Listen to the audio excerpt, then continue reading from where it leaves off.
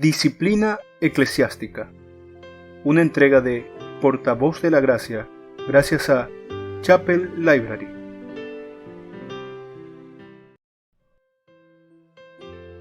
Cristo instituyó la disciplina. Por James Vanderman.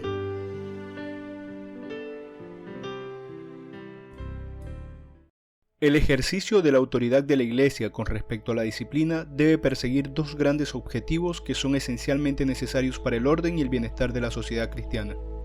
En primer lugar, su meta es poner en práctica lo que Cristo instituyó con respecto a la admisión y exclusión de los miembros en relación con la sociedad cristiana. Existen ciertos principios establecidos en su palabra que indican suficientemente los términos de la membresía que Cristo ha promulgado para su Iglesia.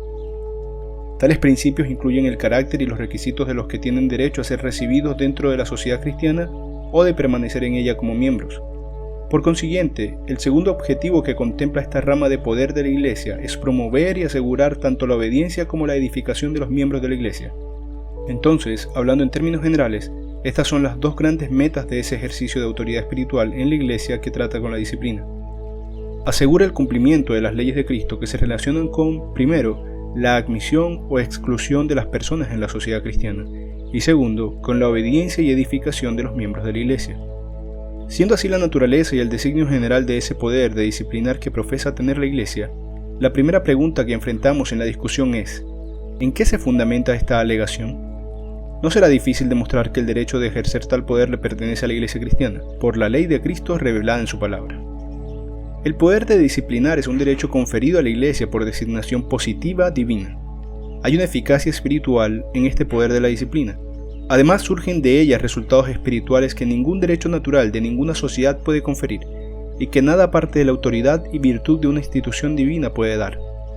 Vincula la conciencia con una obligación que incluye una bendición o un juicio sobrenatural, que ningún poder o acto de ninguna sociedad humana voluntaria puede conferir. Solo puede explicarse sobre el principio de una autoridad y virtud incluida en una ordenanza por el designio positivo de Dios.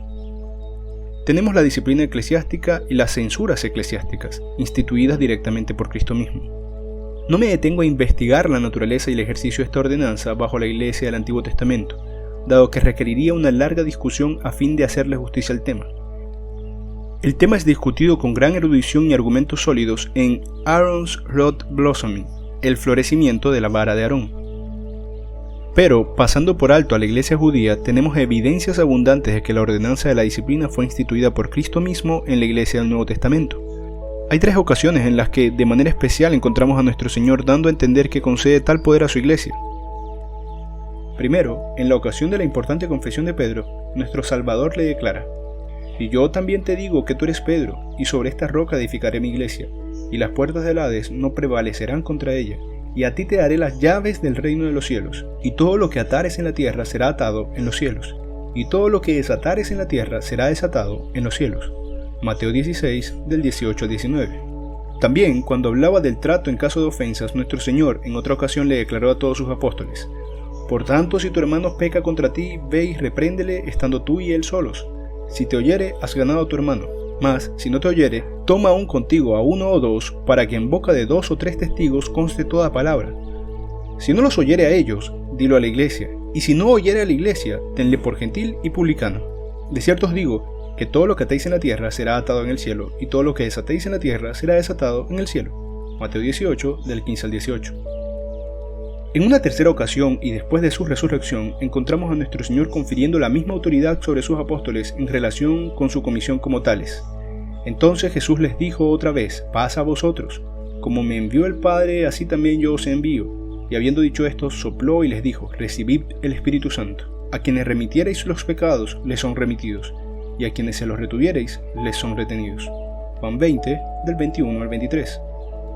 Al examinar y comparar estas declaraciones de las Escrituras, resulta claro que nuestro Señor transmitió en ellas a su Iglesia el don permanente de autoridad y poder en el área de la disciplina, que se extendería mucho más allá que el tiempo del ministerio de los apóstoles. Los pasajes que he citado son evidentemente paralelos, y cada uno ayuda a interpretar los otros. La frase «las llaves del reino de los cielos» en el primer pasaje es paralelo al poder de atar y desatar citado en el segundo pasaje. Cada uno de ellos es equivalente a la autoridad de remitir y retener pecados, mencionado en el tercer pasaje.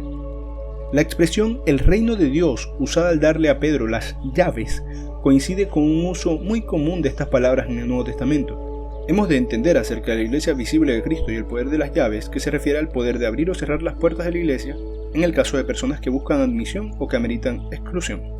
Exactamente equivalente a este poder de las llaves es la autoridad de atar y desatar, o la autoridad de atarles a los hombres sus pecados de modo que queden fuera de la iglesia, o desatarlos de sus pecados para tener derecho de admisión. En el mismo sentido y para el mismo efecto hemos de entender la tercera forma de expresión usada por nuestro Señor a los representantes de su iglesia cuando les dio el derecho de retener y remitir pecados. Este lenguaje no debe interpretarse literalmente como un poder dado por Cristo a la iglesia para perdonar pecados o para condenar eternamente. Ha de entenderse como la autoridad conferida a la iglesia solo respecto a esos privilegios externos y castigos por transgresiones, los cuales, siendo una sociedad visible, tiene autoridad para dar y quitar. Los tres pasajes en los que el Señor otorga a la iglesia este importante poder deben ser interpretados en conexión mutua. Si se comprenden correctamente, no dan ninguna idea de conferir un poder de perdonar o absolver de las consecuencias eternas del pecado. Por otro lado, sí presenta una prueba muy satisfactoria de la autoridad de la iglesia para ejercer un poder de disciplina imponiendo y quitando judicialmente censuras eclesiásticas cuando se trata de sus miembros.